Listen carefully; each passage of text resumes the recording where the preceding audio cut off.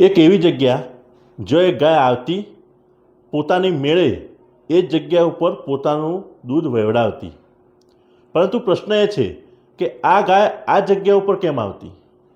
હવે આજુબાજુના લોકોને જ્યારે ખબર પડી કે આ ગાય એ જ જગ્યા ઉપર કેમ આવે છે અને એ જ જગ્યા ઉપર પોતાના દૂધની ધાર કેમ વહેવડાવે છે, ત્યારે આ રહસ્ય પાછળનું કારણ જાણવા એ જગ્યા ઉપર ખોદકામ કરવામાં આવ્યું. અને એ ખોદકામ કર્યા પછી એમાંથી જે વસ્તુ નીકળી એ જોઈને લોકો ચોંકી ગયા. એ હતું સ્વયંભૂ શિવલિંગ. અને એ શિવલિંગ ઉપર નાના નાના 5 શિવલિંગો પણ હતા. મિત્રો, આ પવિત્ર જગ્યાની પરિસરમાં જીવંત સાધુઓની સમાધિ આવેલી છે અને આ મંદિરની બાજુમાં એક 400 વર્ષ જૂનો કુંડ પણ આવેલો છે.